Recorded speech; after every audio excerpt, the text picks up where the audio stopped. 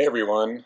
Um, so I was fishing around on YouTube for the last like 2.5 weeks, watching all these INFJ videos, and they're really cool. I got so happy just watching a lot of people's videos, and I got that sense of, oh, I'm not really alone. I always felt a little bit like disconnected and off from people.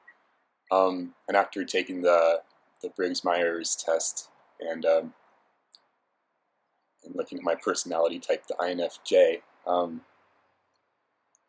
it was really cool to know that there's a small percentage of people out there, but there's still people out there. So I don't know. I got so happy when I was watching all y'all's videos, and I kind of wanted to just throw my 2 cents in there,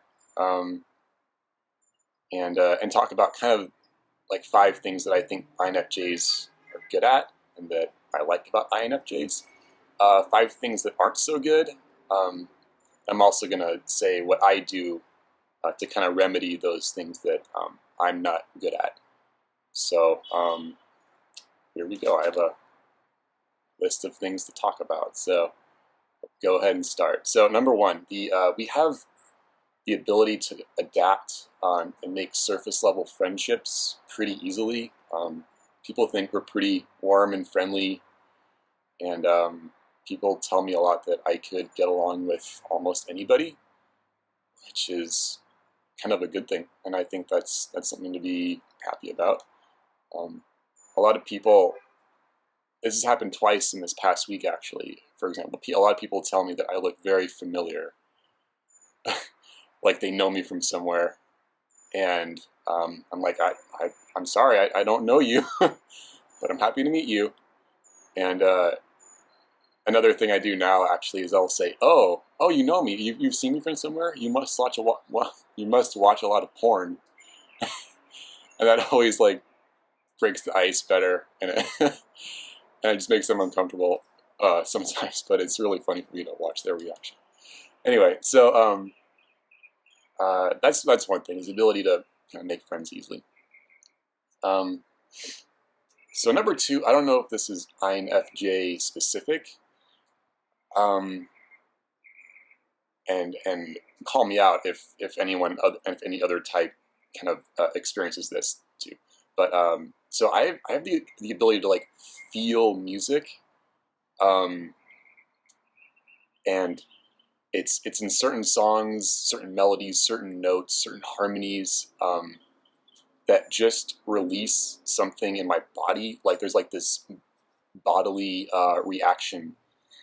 I'm sure I can't really describe it in words, but the closest I could look in a dictionary and try to think of something good to say. But it's just like a feeling of overwhelming ecstasy, and I'll kind of leave it at that. It's not really something I can describe. Once I figure out a good way to describe it better, I will.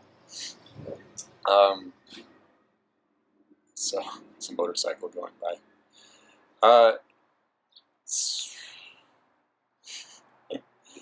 So I feel like there's things happening in that moment when I hear certain songs, or certain parts of songs, or like that, like something just gets released inside of me, or I'm like riding the waves of that music. So, and it's not really genre specific. Like there's a song I came across a little while ago. It's by Tony Anderson, and it's called Grace. And there's no lyrics in that song. There's just one point in the song where it just gets really good, and my body goes into some weird state. I felt that way with, there's another song by M83, and the song's called Outro. And that song doesn't have that many lyrics in it either. But so on the lyrics kind of side, where there are songs that I connect to when there are lyrics, there's one version of "Oh Holy Night" by Celine Dion.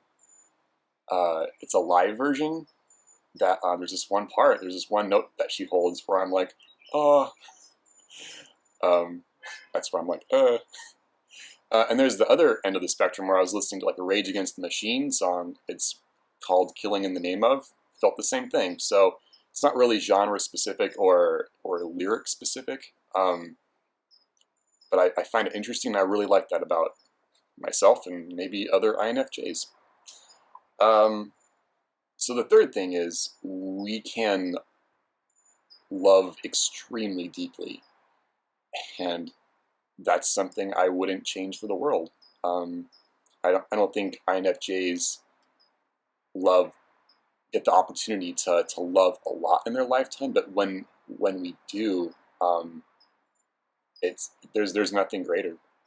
So there's nothing that I would change about that. It's just, it is the way it is.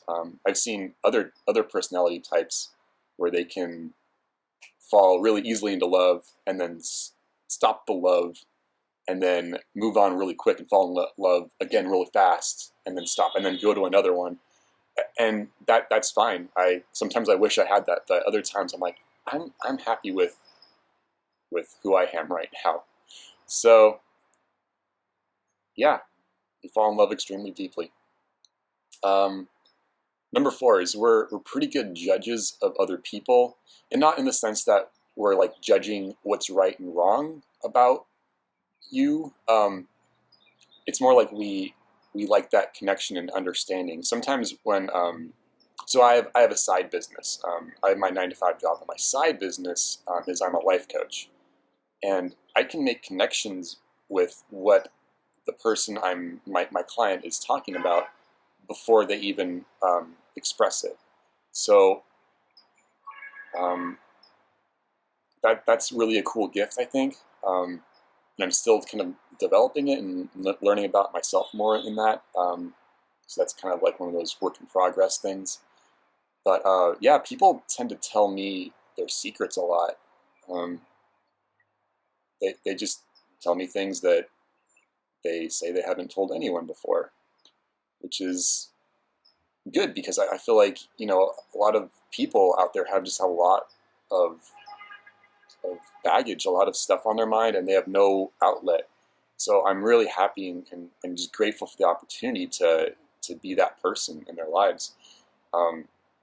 That's a really cool thing. I think I'm pretty stoked that I get to be that person. So the 5th thing is we're weird about seeking like leadership roles, and I think that's a good thing. I think we can take on leadership roles when there's like a leadership vacuum and someone needs to fill it.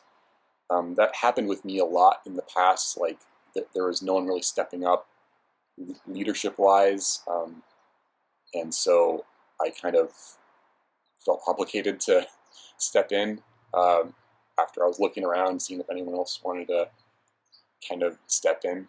And this goes back to like everything from from group projects to back in college, just to almost everything else in my life. So like, although we are a little bit hesitant about leadership roles, I'm extremely passionate about depression. Like I used to lead depression support groups, and the reason why I'm a little bit hesitant about leadership roles is because of this next example. Is because as I was leading these depression groups, there was a nice girl who started taking a liking to me, and I found out really soon, in a short amount of time, that it wasn't really me she was interested in. It was more my position of authority and power and leadership within. It was on such a small scale too, but she was more interested in that position of authority and power, not so much me.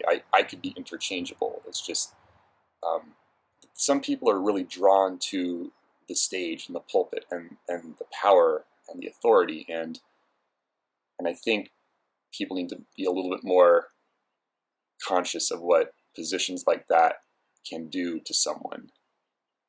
Anyway, so I think that's a good thing to be, sort of reluctant leaders if we need to be. And okay, so that was the 5 good things about INFJs that I like. And the 5 not so good things are kind of the reverse of all the 5 positive things.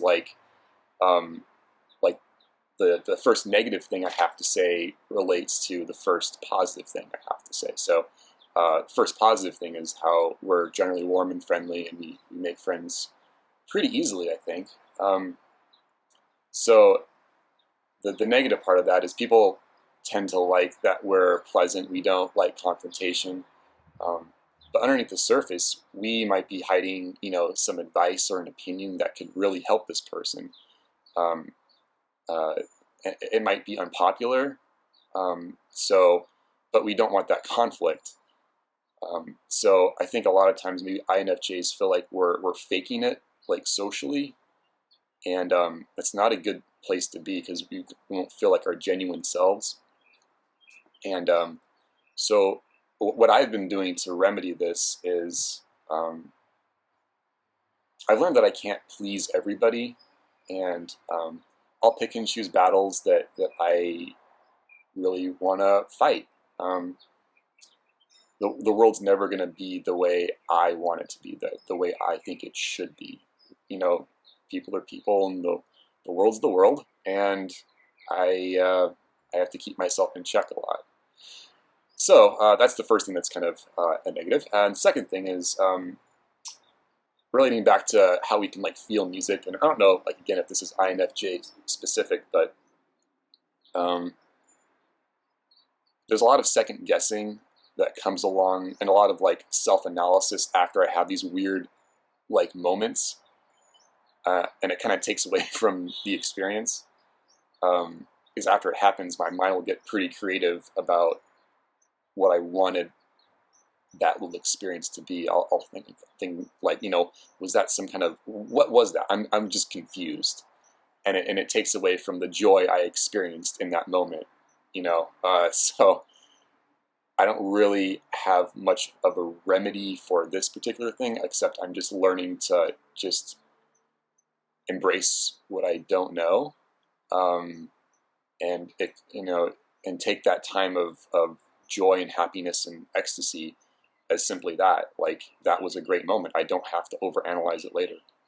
So if anyone else has those kind of experiences, let me know, and what you do to kind of not get in your own head about it afterwards.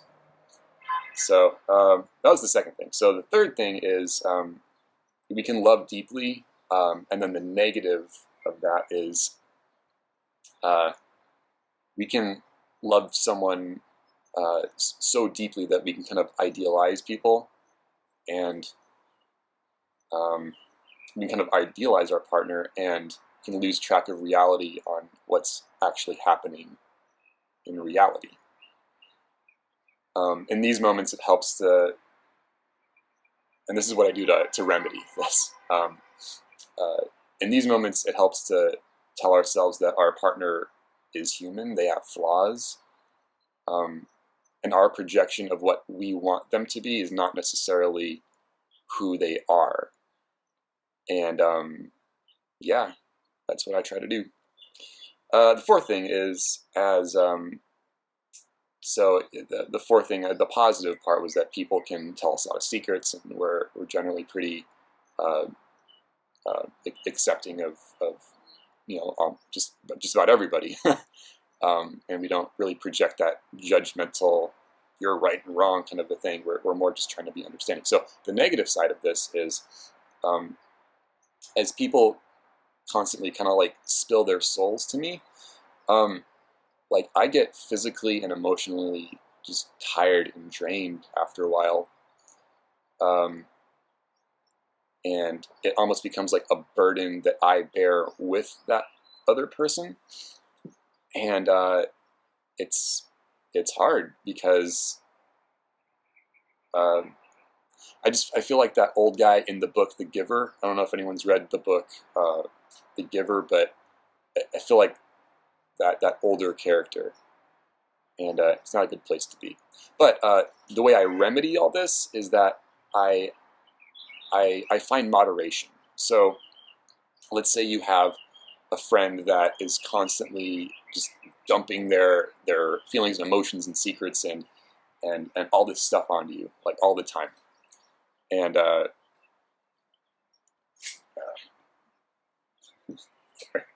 there's something on my foot. So let's say you have this friend who, or a family member, whoever, that constantly is just, in a sense, emotionally dumping on you. The way that I remedy this is I find that I can sit down with people for like a certain amount of time, but it has to end. Like I'll say, hey dude, like if you want to talk with me, like let's go to coffee next Monday from 5 to 6. That way there's a start and there's an end. It's good to not take on other people's burdens, and because it's not ultimately healthy for us. And that way, you know, when you schedule, you know, times with people, almost it's like you're putting an end to it. Like there's a start and there's a finish. So that's what I do now, and it's helped a lot. So maybe it'll help someone else out there too.